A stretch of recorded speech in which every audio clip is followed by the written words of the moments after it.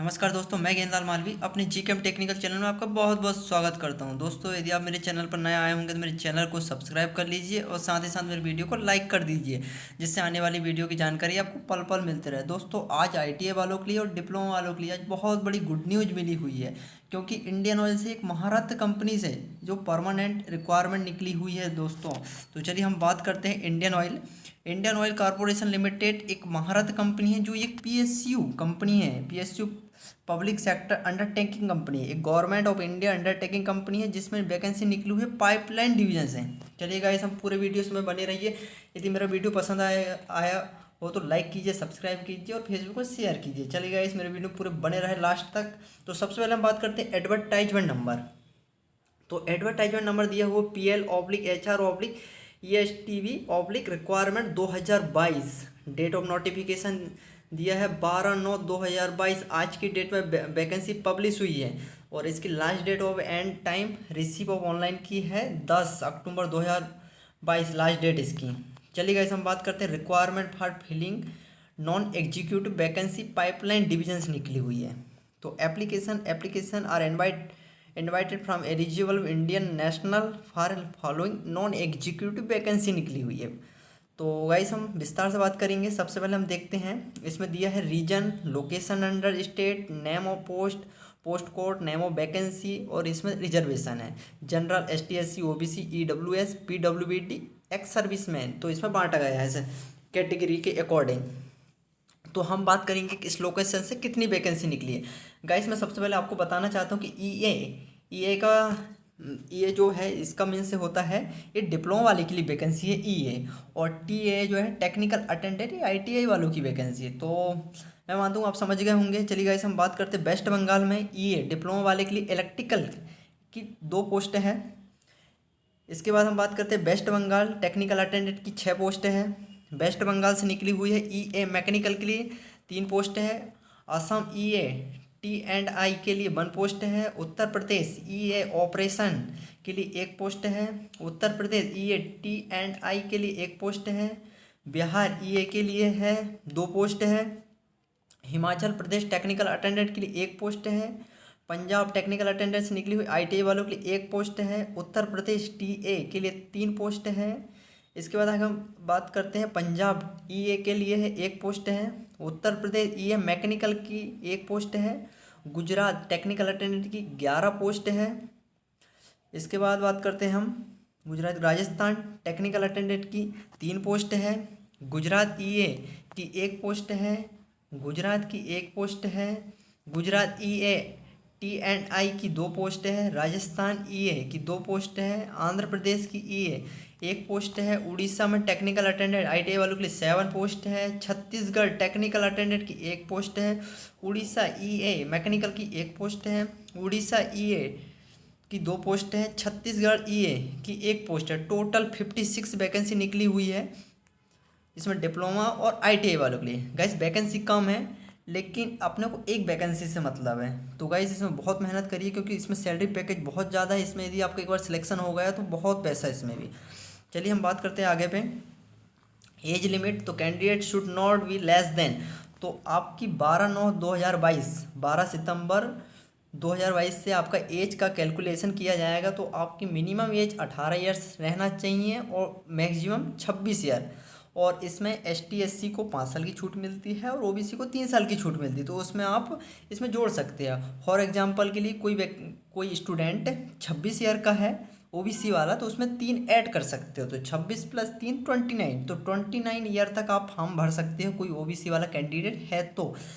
For example के लिए कोई ST SC वाला कैंडिडेट है और तो 26, और ST SC को 5 साल की छूट मिलती है, तो 26 + 5 31 की एज तक ST SC वाला कोई कैंडिडेट है तो आप फॉर्म भर सकते हो।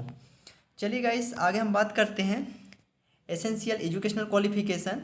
तो अभी जो हमने बात की, जो वैकेंसी बताएं कितनी पोस्ट हैं, तो वो ऊपर वाली जो हमने अभी जानकारी दी है आपको, तो वो डिप्लोमा वाले के लिए भी है और आईटीआई के लिए भी है। तो सबसे पहले हम देखते हैं क्वालिफिकेशन क्या ज़रूरी है। क्वालिफिकेशन तो नंबर 1 पॉइंट पर मेंशन किया गया है, इंजीनियरिंग असिस्टेंट मैकेनिकल ग्रेड 4। तो इसमें क्वालिफिकेशन रिक्वायरमेंट है 3 ईयर का डिप्लोमा होना अनिवार्य है, और ब्रांच है मैकेनिकल इंजीनियरिंग और ऑटोमोबाइल इंजीनियरिंग, ये ब्रांच है कैंडिडेट।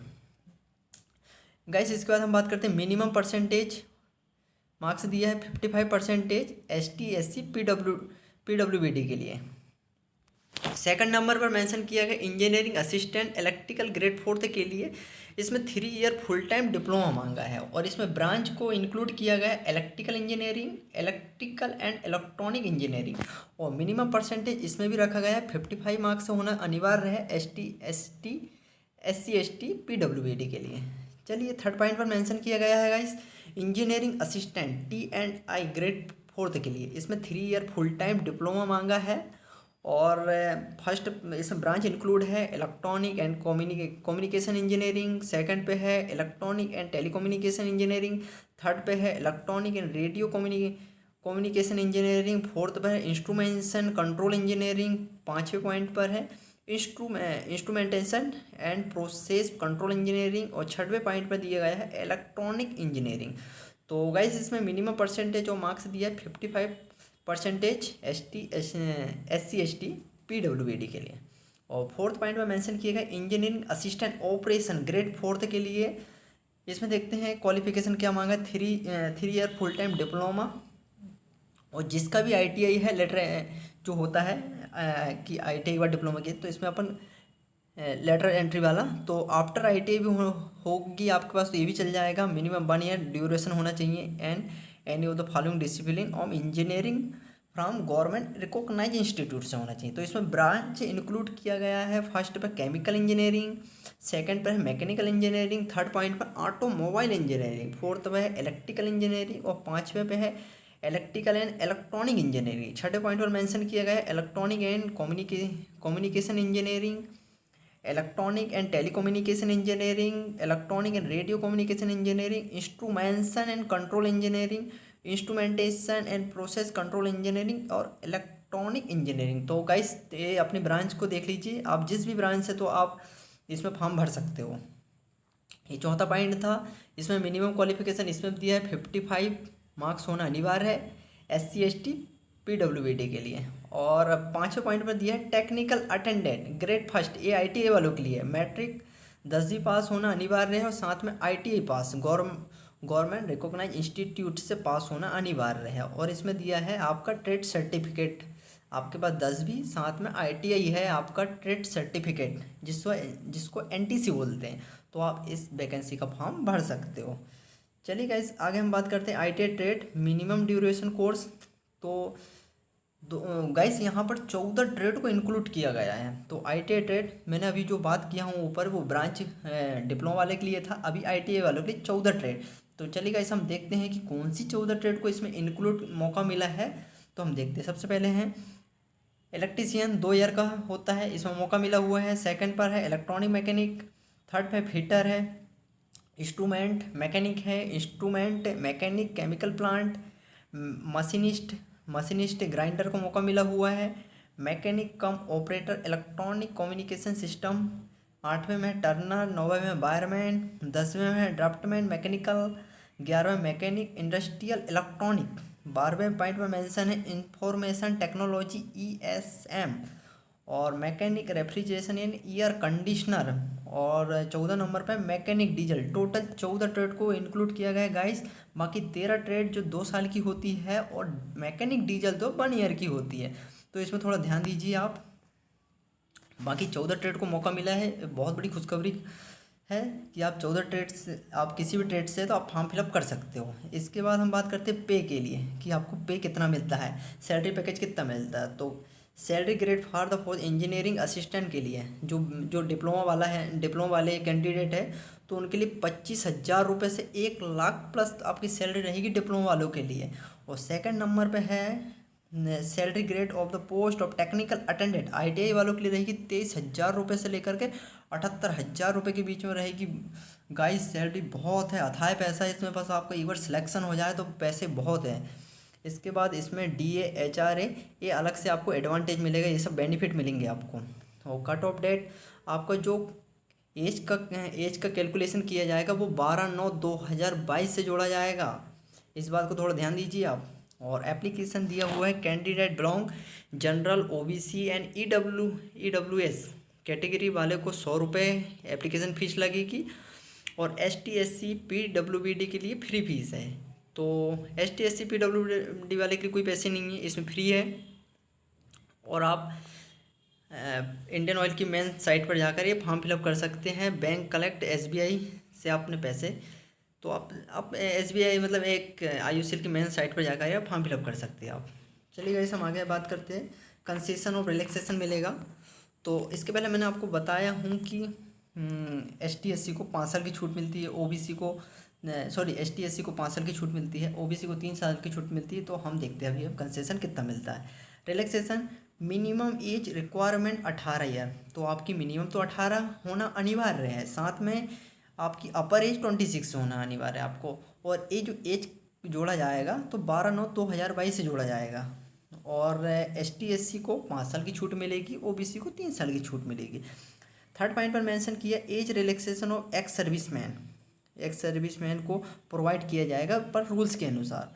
चौथे नंबर पे अपर एज रिलैक्सेशन ऑफ 10 ईयर की छूट मिलेगी PWBD के कैंडिडेट के लिए।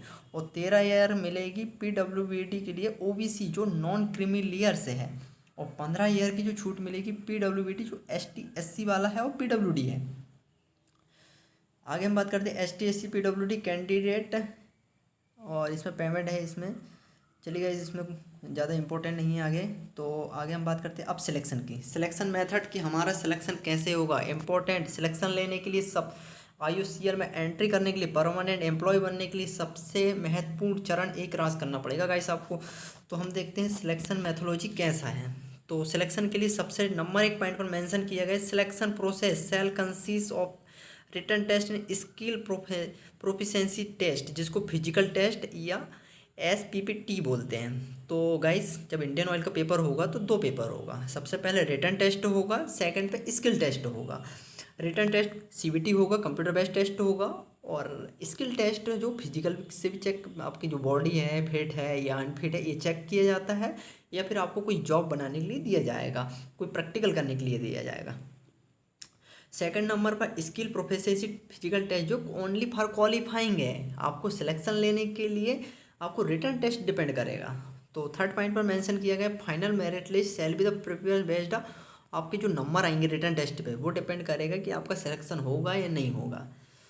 तो इसके बाद देखते हैं हम चौथे पॉइंट पर ST SC ex serviceman PWBD के लिए 40% नंबर लाना अनिवार्य रहेगा। इसके बाद candidate secure minimum qualifying marks, तो आपको क्वालिफाइंग जो रहेगा आपका मिनिमम क्वालिफाइंग नंबर तो लाना बहुत ही अनिवार्य रहेगा। सबसे पहले आपका CBT होगा, कंप्यूटर बेस्ड टेस्ट होगा जिसको रिटन टेस्ट बोलते हैं। इसके बाद आप यदि क्वालिफाइड हो जाते हो तो आपको आपको स्किल टेस्ट के लिए बुलाया जाएगा। और स्किल टेस्ट के लिए आपको बुलाया जाएगा 1:5 में। एक वैकेंसी पर 5 कैंडिडेट को बुलाया जाएगा। 6वें नंबर पर मेंशन किया गया है कि if there is a tie of score, यदि 2 कैंडिडेट हैं और 2 कैंडिडेट के नंबर 1 से आते हैं तो उन कैंडिडेटों में किसको प्रेफरेंस पहले दिया जाएगा ये देखा जाएगा। तो इसमें आपको स्किल टेस्ट पे देखा जाएगा कि कौन फिट था कौन अनफिट है, तो उसमें आपको नंबर जो फिट रहेगा उसको आगे प्रेफर कर दिया जाएगा। इसके बाद गाइस हम बात करते हैं रिटन टेस्ट।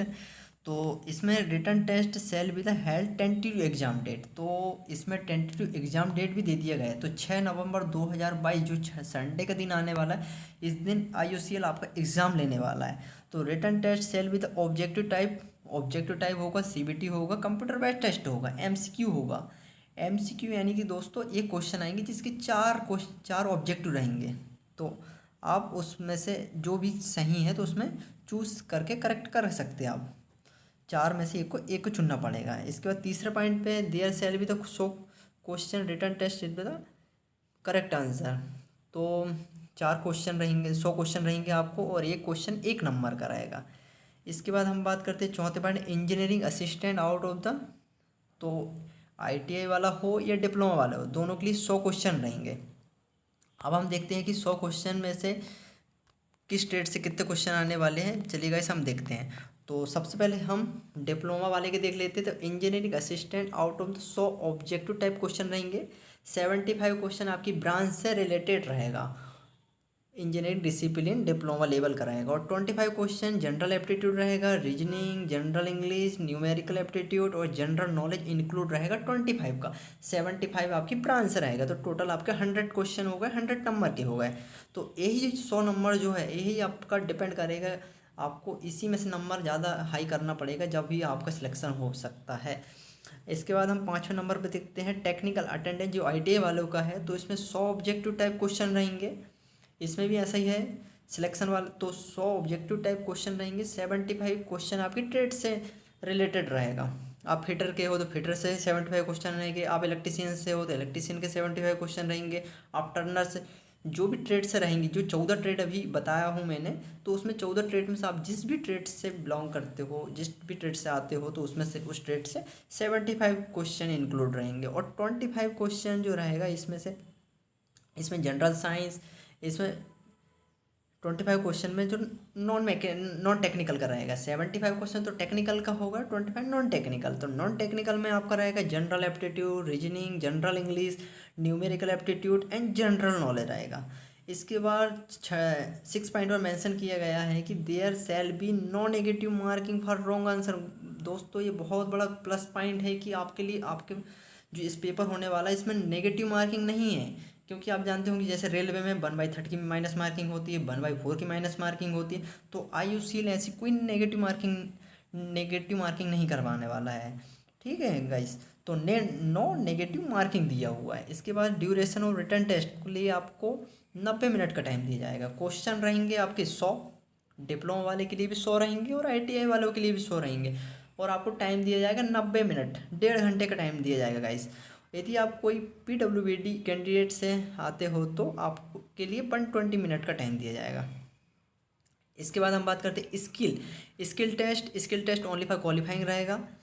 आपका जो सिलेक्शन डिपेंड करेगा only for CBT computer based test depend करेगा। तो आप इसमें फॉर्म भर सकते हो। चलिएगा, इसके बाद वेरिफिकेशन डॉक्यूमेंट्स में आपको इसके बाद वेरिफिकेशन होगा लास्ट में। जनरल इंस्ट्रक्शन दिए हैं। चलिएगा इसे हम आगे देखते हैं। हाउ टू अप्लाई आप IUCL की मेन वेबसाइट पर जाकर फॉर्म अप्लाई कर सकते हो। गाइस इंपॉर्टेंट डेट का थोड़ा सा ध्यान रखिए। Date of opening online application form भरने की डेट जो पब्लिश हो गई है 12/9/2022, आज की डेट से आप फॉर्म भर सकते हैं।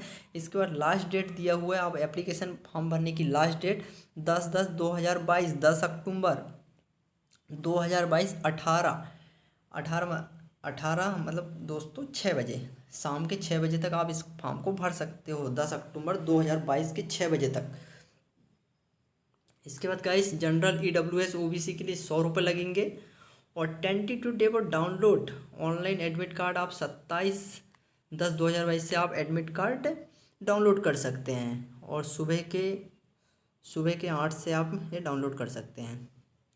इसके बाद गाइस इसमें दिया है टेंटेटिव रिटर्न टेस्ट। तो रिटर्न टेस्ट का भी दिया है 6 नवंबर 2022 संडे के दिन आपका रिटर्न टेस्ट होगा। और टेंटेटिव डेट जो स्किल टेस्ट होगा, स्किल टेस्ट की भी डेट इन्हें अनाउंस कर दी है दोस्तों। इसमें 7 नवंबर 2022 को आपका स्किल टेस्ट होगा।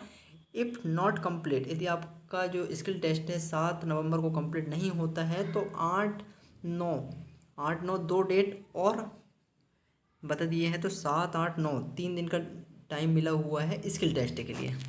तो ठीक है गाइस, वीडियो पसंद आएगा तो शेयर कीजिए, लाइक कीजिए, सब्सक्राइब कीजिए। Thank you for watching.